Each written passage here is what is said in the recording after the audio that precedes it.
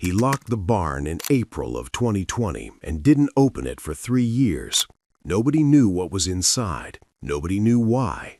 And when the doors finally opened, not a single person who was standing there had the right answer.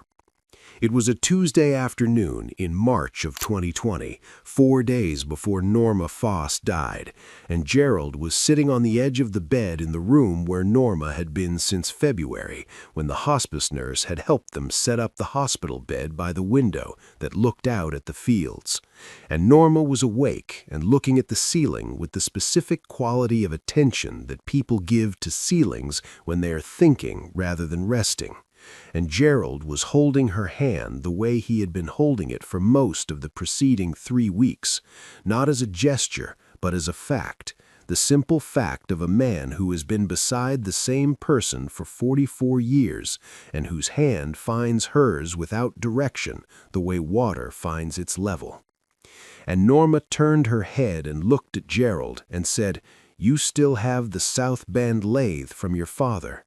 And Gerald said, "It's in the small shed." And Norma said, "And the Bridgeport mill." And Gerald said, "It needs a new spindle bearing, but it runs." And Norma looked at him with the expression that Gerald had loved for 44 years, which was the expression of a woman whose mind moved faster than most people around her expected, and who was therefore always slightly ahead of the conversation she was having. And she said, "Gerald, every farmer in this county is going to be dependent on software they don't own, running machines they can't fix in 10 years. You know how to fix machines, and you know how to make parts, and you have that big barn sitting full of John Deeres that are already becoming what everything is going to become." And Gerald said, "What are you saying, Norma?" And Norma said, "I'm saying you should fix the old ones and teach the county to run them and be the man who has the parts when nobody else does." And those were the 20 words, not 20 precisely, but the shape of a thing said in the plain, unhurried language of a woman who knows she has limited time and is spending it on what matters. And Gerald looked at her and said, "That's a 3-year project." And Norma said, "Then you'd better start," and closed her eyes and was quiet. And Gerald sat with her hand in his and looked at the fields through the window and thought about what she had said with the specific, focused attention of a man receiving an instruction from the person whose instructions he has trusted most for 44 years.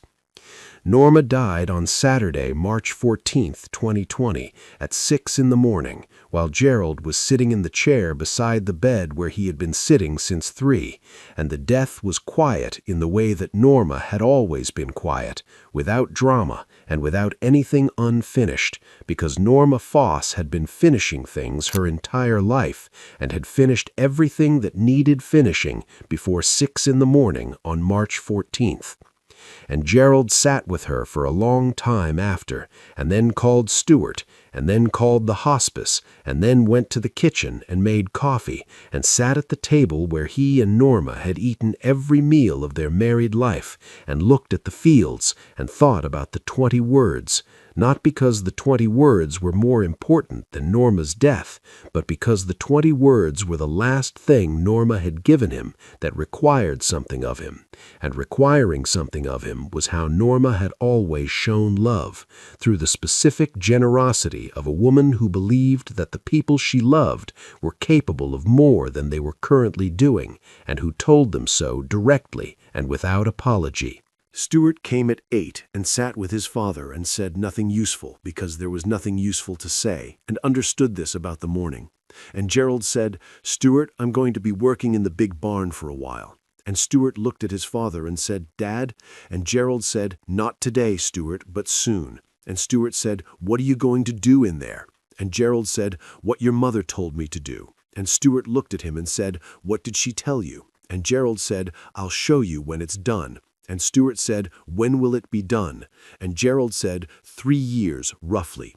And Stuart said nothing further because Stuart Foss had been raised by Gerald and Norma Foss and had therefore developed early the understanding that when his father said 3 years roughly, he meant 3 years precisely, and that the precision was not stubbornness, but the honest estimate of a man who knew exactly what the work required. Gerald had been a machinist before he was a farmer, had worked for 6 years at a manufacturing plant in Geneva, Nebraska, after high school before his father's health made the farm's full operation impossible. And Gerald had come home at 24 to run it and had brought with him the machinist's knowledge that 6 years of working metal had built, the knowledge of tolerances and materials, and the specific capability of a South Bend lathe and a Bridgeport mill in the hands of a man who understands what those machines can produce when they are correctly set up and correctly operated. And he had kept both machines in the small shed beside the farmhouse for 30 years, using them for the farm repairs that a machinist can make in an afternoon that a dealer would take 3 weeks to address. And the machines were old but functional and had been maintained with the care that Gerald gave everything mechanical.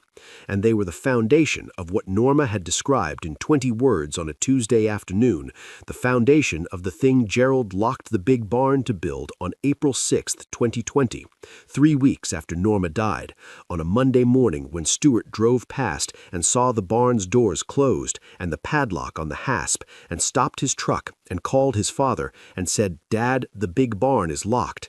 And Gerald said, "I know." And Stuart said, "What's in there?" And Gerald said, "The beginning of something." And Stuart said, "What something?" And Gerald said, "3 years, Stuart," and hung up and went back inside to the notebook on the kitchen table where he had been writing the list of everything the next 3 years required. The notebook on Gerald's kitchen table on the morning of April 6, 2020, was a standard composition notebook, the same kind Earl Colt had used for his farming journals in Kansas, the same kind that serious people who write things down have always used, because the composition notebook is the honest working tool of a person who is not performing the act of planning but executing it.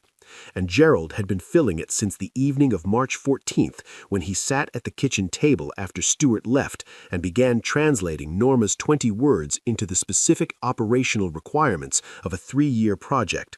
And the notebook by April 6th contained 31 pages of Gerald's machinist handwriting, precise and small and organized in the way that a man organizes things when organization is not a personality preference but a professional discipline built across 6 years of manufacturing work, where imprecision in a written specification produces a machined part that does not fit, and a part that does not fit produces a machine that does not run. The first section of the notebook was the inventory, and the inventory had taken Gerald 2 full weeks to complete because the big barn contained 11 machines in various states of condition and age, and Gerald had assessed each one with the thorough attention of a man who is not looking at equipment sentimentally, but technically, who is asking of each machine not what it represents, but what it will require to become what he needs it to be. And the 11 machines were a specific collection that Gerald had accumulated across 30 years of farming, not as a strategy, but as the organic result of a man who understood old iron, and who had therefore been unable to pass a good machine at a reasonable price without acquiring it. And the collection included 4 John Deere 4020s from the late 1960s and early 1970s, 2 John Deere 4430s, 3 John Deere 4640s, 1 John Deere 4850, and 1 International Harvester 1086 that Gerald had bought at an estate sale in 2003 because the price was honest and the machine was sound, and Gerald had never been dogmatic about brands when the iron was good. And all 11 machines predated the software architecture that John Deere had been building into its equipment since the mid-2000s, and that Norma had described in 20 words as machines they can't fix. And all 11 machines were in the condition that machines reach when they have been stored with moderate care and occasional attention for varying periods, which is the condition of potential, the condition of machines that have more useful life in them than their current state suggests, and that require a man who understands what they need to release that life back into operational reliability. The second section of the notebook was the parts assessment, and the parts assessment had required Gerald to go through each machine component by component and catalog what was worn and what was cracked and what was missing and what was serviceable and what needed to be made rather than found, because the machines were old enough that certain components were no longer available through any supply channel and would need to be machined from raw stock on the South Bend lathe or the Bridgeport mill. And Gerald had done this assessment with the thoroughness that the project required and had arrived at a parts list that ran to 14 pages of the composition notebook, and that he had then organized into 3 categories: parts available through salvage, parts available through remaining dealer and aftermarket supply, and parts that would need to be machined. And the machined parts category was the longest of the 3 and was the category that had determined the project's 3-year timeline, because machining replacement components for 11 machines from raw stock on equipment that had not been run at production volume for 30 years required first the refurbishment of the machining equipment itself, and then the development of the operational capability to produce parts to the tolerances the machines required, and then the actual production of the parts, and then the installation and testing. And the sequence had a minimum duration that Gerald had calculated with the precision of a man who had spent 6 years in manufacturing and who understood that the honest estimate of a complex fabrication project is the estimate that respects the sequence rather than the one that compresses it to produce a number the listener prefers. The third section of the notebook was the shop layout, and the shop layout described how the big barn's interior would be reorganized to accommodate not just the restoration work, but the ongoing parts production capability that Norma's 20 words had specified, the capability to be the man who has the parts when nobody else does. And Gerald had drawn the layout in pencil on graph paper taped into the notebook, a careful technical drawing that showed the South Bend lathe and the Bridgeport mill positioned for workflow efficiency, and the welding station and the parts storage system and the workbenches and the machine bays and the space allocation that would allow the barn to function simultaneously as a restoration shop and an operational machine storage and servicing facility. And the drawing had been revised 4 times before Gerald was satisfied that it was correct. And correct was the standard Gerald applied to everything. Not adequate and not approximate, but correct. The machinist's standard that does not accept the gap between what a specification requires and what the work produces as anything other than a problem to be solved. Stuart drove past on April 7th and saw the padlock still on the barn and called his father again and said, "Are you all right?" And Gerald said, "I'm working, Stuart." And Stuart said, "In the barn?" And Gerald said, "On the plans for the barn. I start inside next week." And Stuart said, "Dad, what are you building?" And Gerald said, "A solution." And Stuart said, "To what?" And Gerald said, "To the problem your mother described 4 days before she died." And Stuart said, "She told you to build something?" And Gerald said, "She told me what the county was going to need and told me I was the man to provide it." And Stuart said, "And you're going to spend 3 years doing it?" And Gerald said, "I'm going to spend 3 years doing it correctly." And Stuart said, "Alone?" And Gerald said, "For now." And Stuart said, "I want to help." And Gerald said, "Stuart, when the time comes for help, I will ask for it. Right now, the time is for planning. And planning is something I need to do the way your mother needed to do things, which is alone and without someone asking questions every 4 minutes." And Stuart said, "I'm not asking every 4 minutes." And Gerald said, "You've called twice in 24 hours. And Stuart said nothing, and Gerald said, "I'll call you when I need you," and hung up and went back to the notebook and the graph paper drawing and the 14 pages of parts assessment and the work that Norma had given him on a Tuesday afternoon in March when she was ahead of the conversation the way she had always been ahead of the conversation and was leaving him with the most practical and most necessary thing she had ever given him, which was not a barn full of old tractors and a machining shop and a 3-year plan, but the specific forward direction that a man needs when the person who has been beside him for 44 years is no longer there to tell him where to look. The work began in earnest on April 13th, 2020, a Monday, and Gerald started where every honest restoration project starts, which is not with the machines, but with the shop, because a shop that is not correctly set up produces work that reflects the shop's deficiencies rather than the machinist's capabilities. And Gerald spent the first 3 weeks moving the South Bend lathe and the Bridgeport mill from the small shed to their designated positions in the big barn according to the graph paper drawing, moving them with the careful deliberateness of a man who understands that a lathe is not furniture and that its final position determines its relationship to every other element of the workflow, and that getting the position correct the first time is not perfectionism but efficiency, because a lathe moved twice takes twice as long to level and align as a lathe moved once, and the leveling and alignment of both machines took 4 days and produced in Gerald the specific satisfaction of a machinist returning to his fundamental tools after 30 years of using them only occasionally. The satisfaction of a man who has a professional capability that his daily life has not recently required, and who rediscovers in the process of returning to it that the capability has not diminished in the way that unused things diminish, but has instead matured in the way that knowledge matures when it has been carried for 30 years by a man who has continued to think about it even when he has not been actively practicing it. Dex Holloway stopped on the county road outside Gerald's farm on a Thursday morning in May and watched Gerald carry a piece of equipment from the small shed to the big barn and called out from his truck, "Gerald, what are you moving?" And Gerald said, "The mill." And Dex said, "You're setting up the mill in the big barn." And Gerald said, "Yes." And Dex said, "What for?" And Gerald said, "Work." And Dex said, "What kind of work?" And Gerald said, "The kind that takes 3 years." And Dex looked at the big barn with its doors open for the moving and the padlock hanging open on the hasp and said, "Can I look?" And Gerald said, "Not yet." And Dex said, "Gerald." And Gerald said, "3 years, Dex." And Dex looked at him for a moment and said, "Norma's been gone 2 months." And Gerald said, "I know how long Norma's been gone." And Dex said, "I'm just saying." And Gerald said, "I know what you're saying, and I appreciate it, and the answer is the same. 3 years."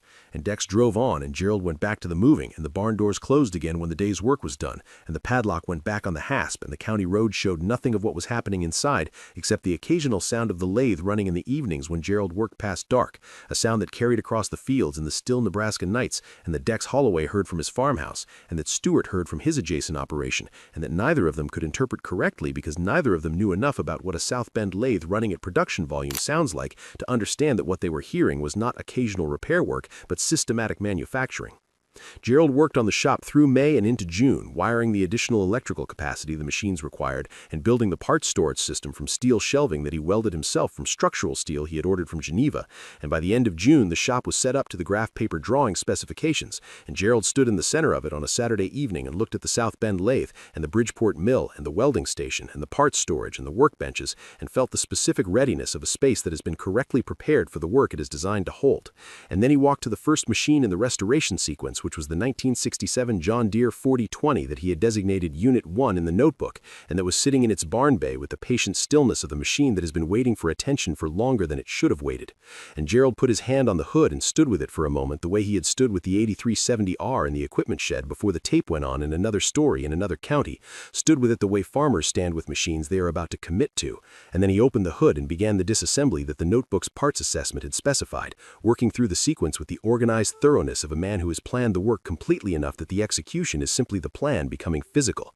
And the disassembly of Unit 1 took 11 days and produced a complete component inventory that confirmed the notebook's assessment with the minor variations that thorough field assessment always produces when it meets the actual condition of the actual machine.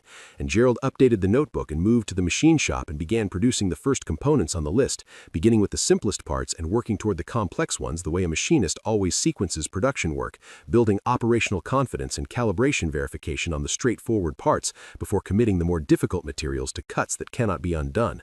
Patricia Weem, the Fillmore County Agricultural Extension Agent, had been writing about the county's dealer dependency problem since 2019 in the County Extension newsletter that went to 680 farming operations across Fillmore County, writing about it with the careful, factual tone of an extension agent who understands that her role is to inform rather than advocate, and who had been informing the county's farmers about the increasing cost and decreasing availability of authorized service for aging John Deere equipment with the patient consistency of a person who believes that accurate information delivered repeatedly eventually produces better decisions than accurate information delivered once. And Patricia had heard about the locked barn from 3 separate farmers by July of 2020 and had driven past it twice and had called Gerald once in August.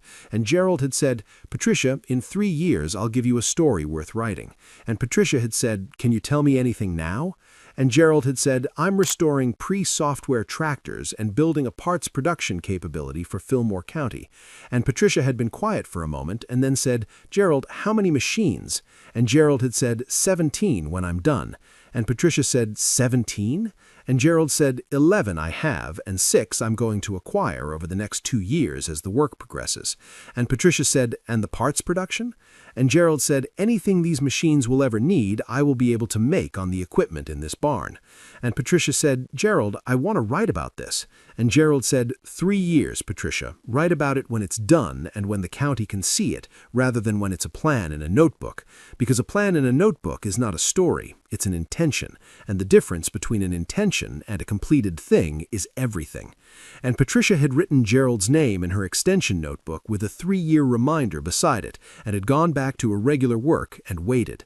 Because waiting was what Gerald Foss required of everyone around him, and everyone around him had learned that what Gerald Foss produced at the end of a wait was worth the waiting. The 3 years had a rhythm that Gerald established in the first month and maintained without deviation through every season that followed, which was the rhythm of a man who has a fixed amount of work and a fixed amount of time, and who has calculated the relationship between them honestly enough to know exactly how many hours each day the work requires, and who delivers those hours without drama and without the kind of motivational machinery that people who have not internalized their purpose require to sustain effort across long projects.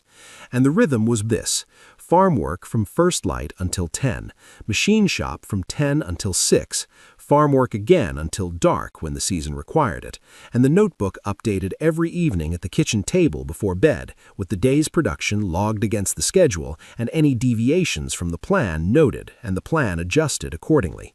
And the notebook grew across 3 years from the original 31 pages to 247 pages of machinist handwriting that recorded every component produced and every machine restored and every acquisition made and every problem encountered and every solution developed.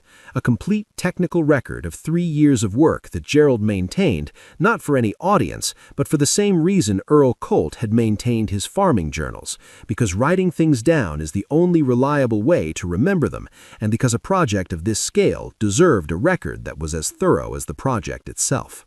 The 6 additional machines arrived across 2021 and 2022. Acquired through the patient accumulation of a man who knows what he is looking for and who has made himself known to the channels through which such machines travel, estate sales and farm dispersals, and the informal networks that connect people who deal in old iron across the Nebraska plains.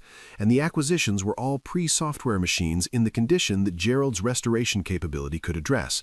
A 1971 John Deere 4020 from an estate sale outside Exeter in March of 2021 that Stewart helped Gerald transport on a flatbed trailer without being told what it was for. A 1974 John Deere 4430 from a farm dispersal in York County in June of 2021. 2 1976 John Deere 4630s from a retired farmer in Thayer County who had kept them in a shed for 12 years and who sold them to Gerald for a price that reflected his understanding that Gerald intended to restore them rather than part them out.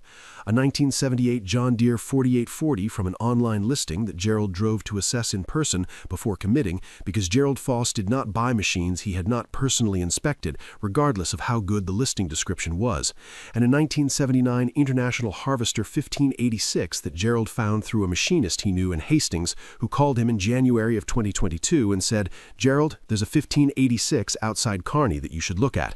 And Gerald drove to Kearney and looked at it and bought it the same afternoon because the machine was sound and the price was honest, and Gerald had never been dogmatic about brands when the iron was good, which was the same standard that had governed the original 1086 acquisition in 2003 and that governed this one in 2022. Stewart came to the barn door in the summer of 2021 and said, Dad, I want to understand what's happening in there. And Gerald opened the door and let Stewart inside for the first time since April of 2020. And Stewart stood in the barn and looked at the shop and the machines and various stages of restoration and the parts storage shelves and the South Bend lathe running a bearing race for Unit 4 and said nothing for a long time, and then said, How many are done? And Gerald said, 6 operational, 5 in progress, 6 more to acquire. And Stewart said, Operational meaning And Gerald said, fully restored, pre-software, independently serviceable, every wear component either replaced with sourced parts or replaced with machined parts produced on that lathe or that mill. And Stewart walked to the nearest completed machine, which was Unit 2, the 1969 John Deere 4020, and put his hand on it the way Gerald had put his hand on it when the restoration was finished. The specific touch of a person encountering something that has been brought back from a condition that did not honor what it was to a condition that does. And Stewart said, "These run?" And Gerald said, "I've tested each completed unit in the south field. They run." And Stewart said, "Dad, why 17? And Gerald said, "Because 17 machines can collectively cover the primary fieldwork needs of the farming operations in this county's southern district at the scale those operations run." And Stewart said, "You're not building this for yourself." And Gerald said, "I have 3 tractors already, Stewart. I don't need 17. And Stewart said, "You're building it for the county." And Gerald said, "I'm building what your mother described." And Stewart looked at his father and said, "She told you to do this?" And Gerald said, "She told me what the county was going to need and told me I was the man to provide it. And the only thing she got wrong was the timeline. She said 10 years and it's going to be done in 3. And Stewart said, "She said 10 years and you did it in 3? And Gerald said, "I had more hours than she estimated." And Stewart looked at the barn and the machines and the shop and said, "What happens when you open the doors?" And Gerald said, "The county finds out what 3 years looks like when a man works them correctly." And Stewart said, "And then?" And Gerald said, "And then anyone in this county who needs a machine that runs without a software subscription and without an authorized dealer and without a compliance flag and without a 3-week service window gets access to one." And Stewart said, "At what cost?" And Gerald said, "At cost, not at profit, at the cost of the parts and the materials and a fair hourly rate for any service work the shop does." And Stewart said, "You're going to run this as," and Gerald said, "as what your mother would have called a sensible arrangement between neighbors." And Stewart looked at his father for a long moment and then said, "She would have called it exactly that." And Gerald said, "I know," and went back to the lathe, and Stewart stood in the barn for another few minutes looking at the 17 machines in their bays, 6 operational and 5 in progress, and 6 spaces waiting for the acquisitions that would fill them, and then went back to his own farm and said nothing to anyone about what he had seen, because Gerald had not asked him to say anything, and Gerald's 3-year project was Gerald's to reveal on Gerald's schedule, which everyone who knew Gerald Foss understood was the only schedule it was ever going to be revealed on, regardless of how many times Dex Holloway stopped on the county road to ask questions through his truck window. Gerald opened the barn on April 6, 2023, exactly 3 years to the day from the morning he had closed it, and the opening was not announced and was not organized and was not the product of any invitation except the one that Gerald had extended to Stewart the previous evening by calling him and saying, "Tomorrow morning, 9 o'clock, bring whoever you think should see it." And Stewart had called Dex Holloway and Patricia Weem and 4 other farmers whose operations he knew well and who he understood would grasp what the barn contained quickly enough to understand its implications for the county. And those 6 people had called others, the way people in farming communities call others when something significant is happening on a neighbor's farm, not broadly and not carelessly, but with the specific selectivity of people who know which members of their community will receive important information correctly. And by 8:45 on the morning of April 6, 2023, there were 23 people standing in Gerald Foss's driveway outside the big barn with the padlock still on the hasp and Gerald standing in front of the doors in his work jacket with the key in his hand. And the morning was the specific April morning that Nebraska produces when the season is genuinely committing to itself, cold enough to see your breath and warm enough to feel the season's intention underneath the cold. And Gerald looked at the 23 people and said, "3 years ago, my wife Norma told me what this county was going to need. I'm going to show you what I built." And removed the padlock and pulled the doors open and stood back and let the morning light enter the barn for the first time in 3 years. The light reached the machines in sequence as the doors swung fully open, touching the nearest ones first and then moving deeper into the barn the way light always moves into a space that has been closed. And what the light revealed was 17 tractors in their bays in 2 rows of 8 and 9, each one fully restored to operational condition and painted in the colors its manufacturer had given it, and sitting with the specific presence of machines that have been brought back from neglect to a condition that exceeds their original operational standard. and the John Deere machines were green, and the International Harvester machines were red, and the combined effect of 17 restored machines in 2 rows in the April morning light was the effect that serious work seriously completed always produces in people who understand what the work required, which is silence, the specific silence of 23 people processing something that exceeds what they anticipated before the doors opened. Dex Holloway walked into the barn first, because Dex Holloway had been waiting 3 years and was not going to wait any longer than the open doors required, and he walked to the nearest machine, which was Unit 1, the 1967 John Deere 4020, and put his hand on it and looked at Gerald and said, "This runs," and Gerald said, "Start it," and Dex looked at him and Gerald said, "Keys in it." And Dex climbed up and turned the key, and the 4020 started with the specific sound that a correctly restored pre-software tractor makes, which is the sound of mechanical engineering that has been brought back to the condition its designers intended, and that runs with the confidence of a machine that has nothing between its operation and the farmer's control except iron and fuel and the honest physics of a combustion engine. No software and no compliance flag, and no remote lockout capability, and no authorized dealer requirement, and nothing that a competent mechanic with the right tools cannot diagnose and repair independently. And the sound filled the barn and reached the driveway where the remaining people were still standing, and several of them walked inside at the sound of the way people walk toward things that answer questions they have been carrying. And Patricia Weem had her notebook out and was writing before she was fully inside the barn, because Patricia Weem had been waiting 3 years for a story worth writing, and the story had just started its engine. Gerald walked the 23 people through the barn for 2 hours, explaining each machine and its restoration history, and the parts that had been sourced, and the parts that had been machined, and the operational testing that had confirmed each unit's readiness. And he showed them the shop, the South Bend lathe, and the Bridgeport mill, and the welding station, and the parts storage shelves organized by machine type and component category. And he showed them the notebook, 247 pages of machinist handwriting that was the complete record of 3 years of work. And he explained what Norma had said on the Tuesday afternoon 4 days before she died, and why he had started on April 6th, and why he had worked the hours he had worked, and why 17 machines, and why pre-software, and why the parts production capability was as important as the restoration work itself. And the 23 people listened with the full attention of farmers receiving information that is directly relevant to the operational reality of their farming lives. And when Gerald finished, Patricia Weem said, "Gerald, what do you want to do with this?" And Gerald said what Norma described, which is make it available to the county at cost. Any farmer in Fillmore County who needs a machine that runs without a software subscription or an authorized dealer or a compliance review can contact me, and we will work out a fair arrangement. And Dex Holloway said, "Gerald, what does fair mean?" And Gerald said, "It means the cost of the parts and a reasonable hourly rate for service work, and nothing beyond that, because this is not a business, it is a resource." And Norma did not describe a business, she described a sensible arrangement between neighbors. And the barn was quiet for a moment, and then Dex said, "I've got a 4020 at home that hasn't run in 4 years because I can't get the parts." And Gerald said, "Bring it in." And Dex said, "Just like that?" And Gerald said, "Just like that." And Stuart was standing near the barn doors and watched his father and Dex and thought about the Tuesday afternoon in March of 2020 when Norma had been ahead of the conversation, the way she was always ahead of the conversation, and had given his father 20 words that had produced 247 pages of machinist handwriting and 17 restored machines and a parts production capability, and an April morning with 23 farmers standing in a barn that had been locked for 3 years, finally understanding what the locking had been for.